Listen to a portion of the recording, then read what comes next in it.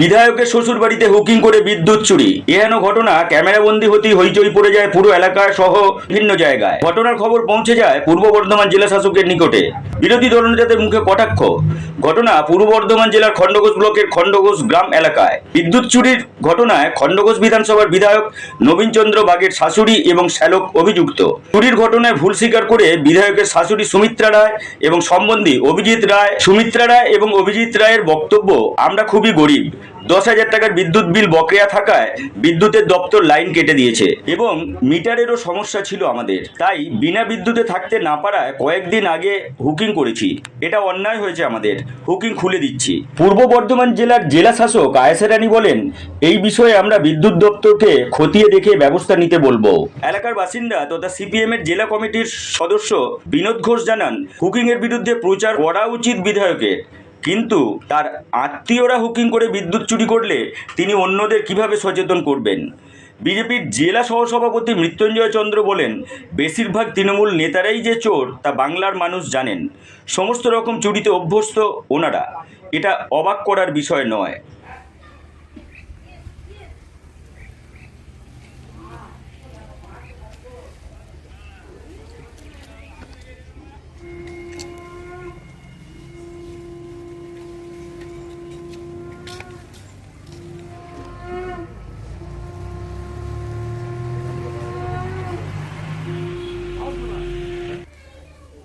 তেমন আলাদা story establish কর।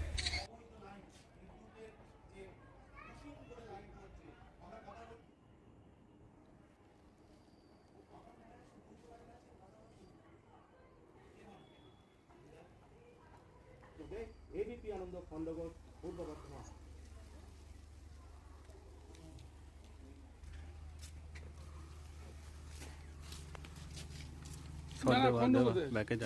একটু কথা বলতাম, আপনার বাড়ি কোথা? বলছি যে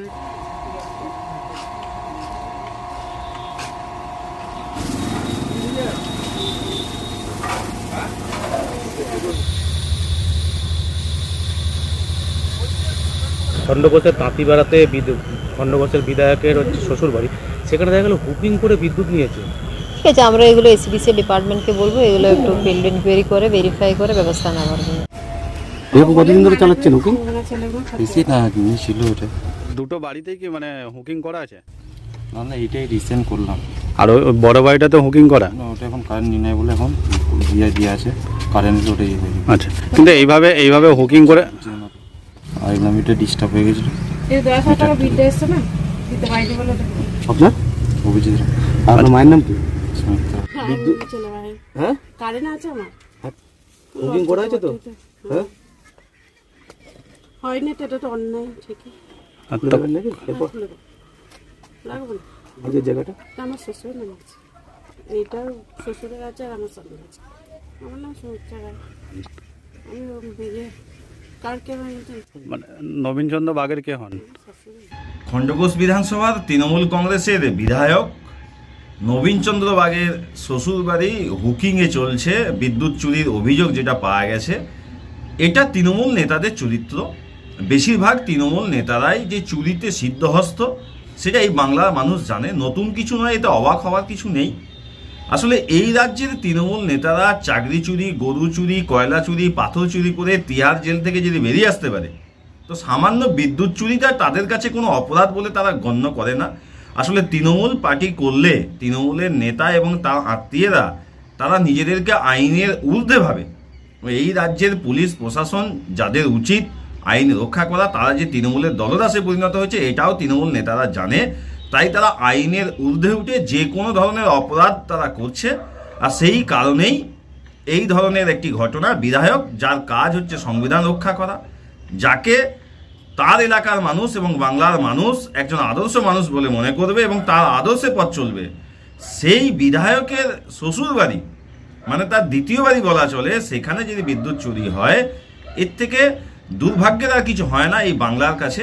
এই বাংলার উন্নতি বলে আর কিছু হবে না। আগামী দিনে প্রতিটা তৃণমূল নেতাদের বাড়িতে এই ধরনের বিভিন্ন রকম চুরির ঘটনার খবর আপনারা পাবেন, সেটার অপেক্ষায় থাকুন। এই তৃণমূল কংগ্রেস যতদিন থাকবে ততদিন চুরি বাংলায় থাকবে এবং সেটাকে এস্টাবলিশ করে যাবে এই তৃণমূল কংগ্রেস। যে চুরি করা কোনো অন্যায় নয়, তারা সেভাবেই চলছে, দুর্নীতি কোনো অন্যায় নয়, এটাকে এস্টাবলিশ করবে তৃণমূল কংগ্রেস, সেটা শুধু সময়ের অপেক্ষা। তারই একটা ধাপ খণ্ডঘোষের বিধায়কের শ্বশুরবাড়ির বিদ্যুৎ চুরির ঘটনা। মৃত্যুঞ্জয় চন্দ্র, জেলা সহ সভাপতি।